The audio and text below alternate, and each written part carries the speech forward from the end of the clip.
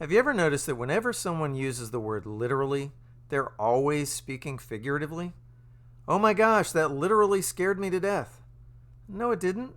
If it literally scared you to death, you wouldn't be alive to tell about it.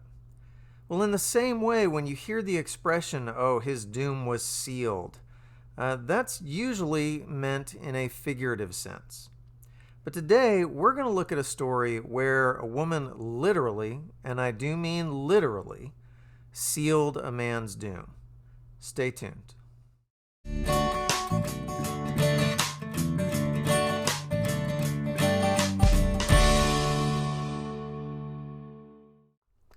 Hello, I'm David Lang, and this is Bible to Life, where we bring the Bible to life so that it can better impact your life. And when we started this channel, we did a series of videos exploring what an ancient seal was. We tend to think of a seal as something that seals in something or locks it up or prevents it from being tampered with.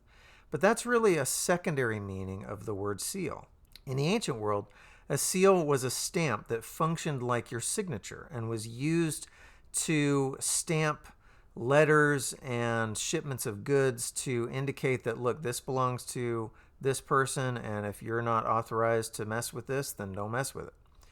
And we saw in that series of videos, I'll link to the playlist up here and at the end of this video and in the description box. We saw in that series of videos that if you had someone else's seal, you basically had power of attorney. You had the power to act in their name.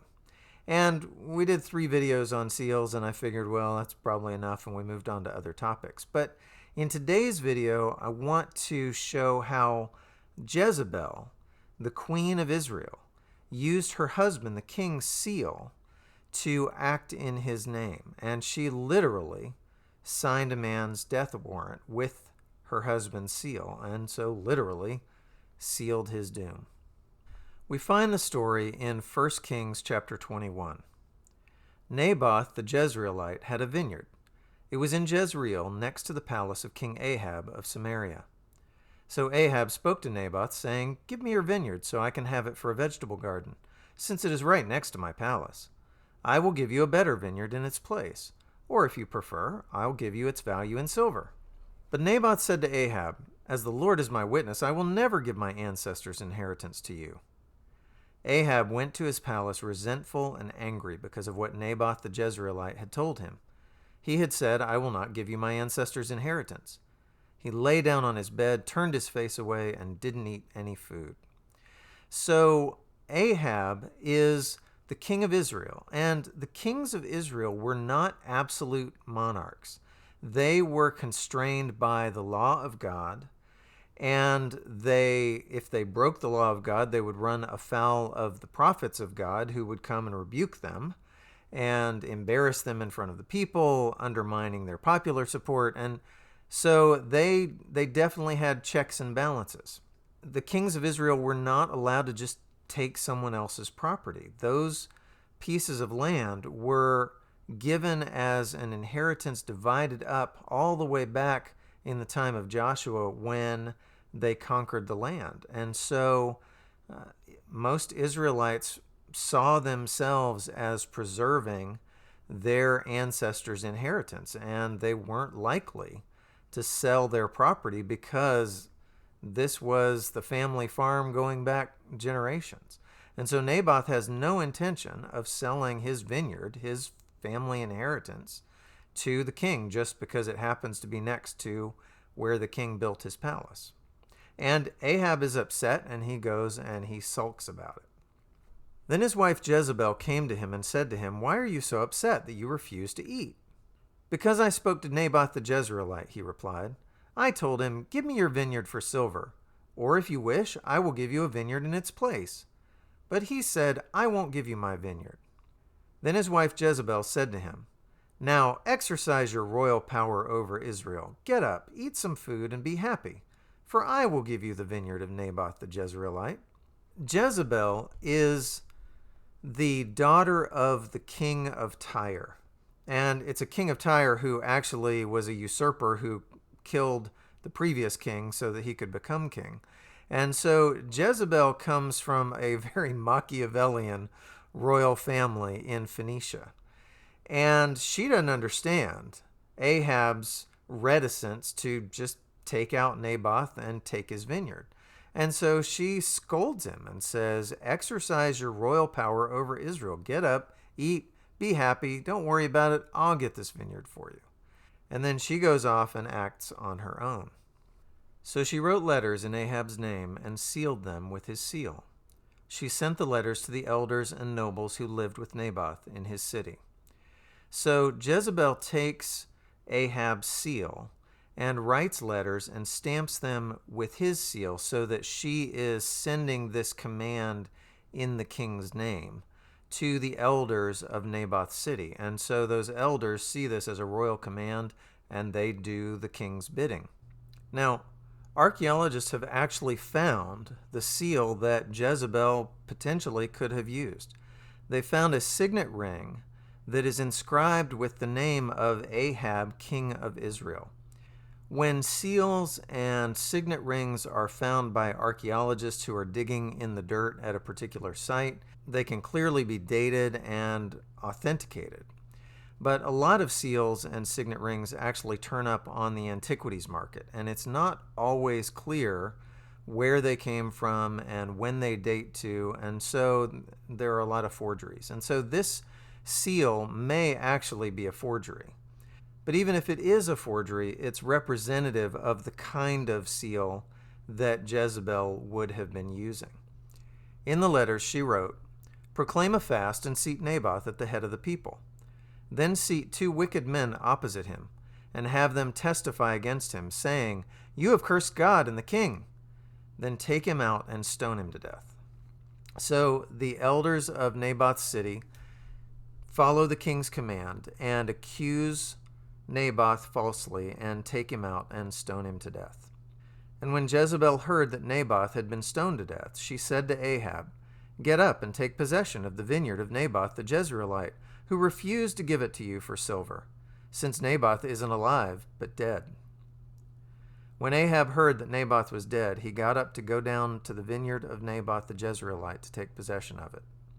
Then the word of the Lord came to Elijah the Tishbite. Elijah is the great prophet of God who has been a constant opponent of Ahab and Jezebel. Jezebel, as this Phoenician princess, has introduced the worship of the Canaanite god Baal into the nation of Israel, and Ahab has gone along with it and given royal sanction to this idolatry. So Elijah has locked horns with Ahab and Jezebel before.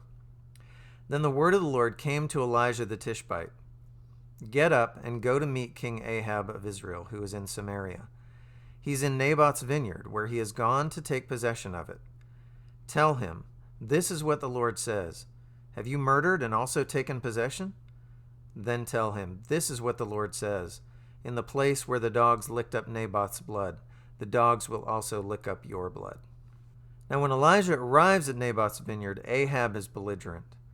Ahab said to Elijah, "So, my enemy, you found me, have you?"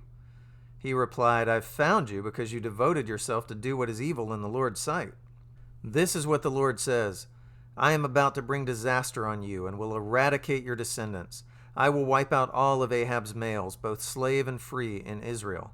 I will make your house like the house of Jeroboam, son of Nebat, and like the house of Baasha, son of Ahijah, because you have angered me and caused Israel to sin."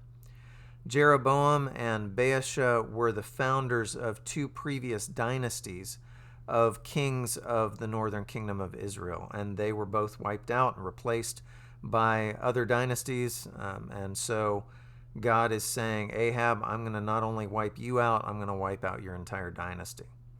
The Lord also speaks of Jezebel. "The dogs will eat Jezebel in the plot of land at Jezreel. Anyone who belongs to Ahab and dies in the city, the dogs will eat.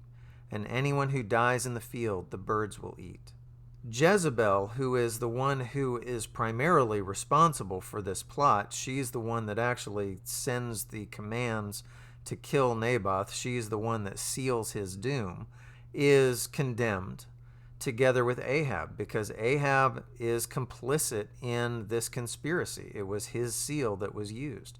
He's a wicked king that gets up and is happy to take possession of Naboth's vineyard once he finds out that Naboth is out of the way. And so Elijah condemns both of them. The Lord brings judgment against both of them.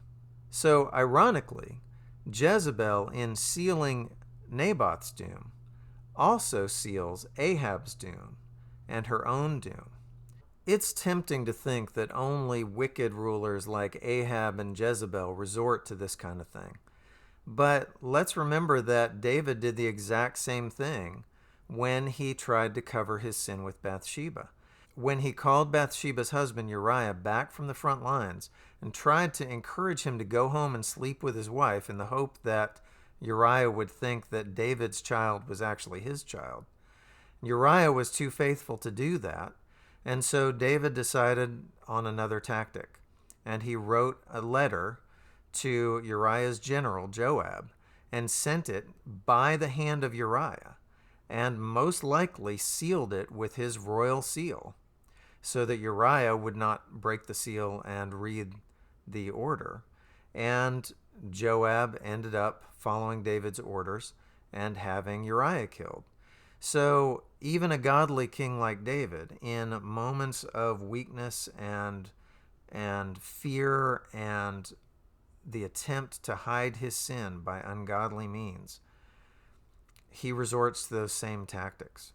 And, we hear about good Christians that do this kind of thing as well. Some years back in Orlando, there was a radio preacher who had an affair with another preacher's wife, and this love triangle got so heated and so ugly that eventually this preacher tried to hire someone to kill this other preacher, his rival, and ended up being disgraced and going to jail. And I mean, just astounding how blind we can get to our sin when we're determined to protect ourselves or to eliminate the people that frustrate us or the problems that we have. We sometimes look for ungodly means to solve those problems.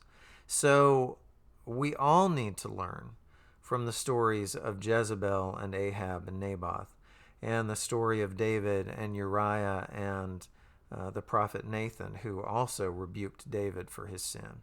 We need to realize how prone we can be to resorting to ungodly means to protect ourselves and to accomplish our goals and to eliminate the people that we see as being in our way. So take time to reflect. Have there been times when you have tried to get your own way by ungodly means? How did God teach you through that? How did God show you mercy in the midst of it? And how has God taught you to depend on Him instead of trying to take matters into your own hands? In the next video, we will look at what happens to Ahab. And then in the following video, we'll look at how Jezebel gets her just desserts. But in the meantime, consider how we need to be careful not to use ungodly means to accomplish our own purposes.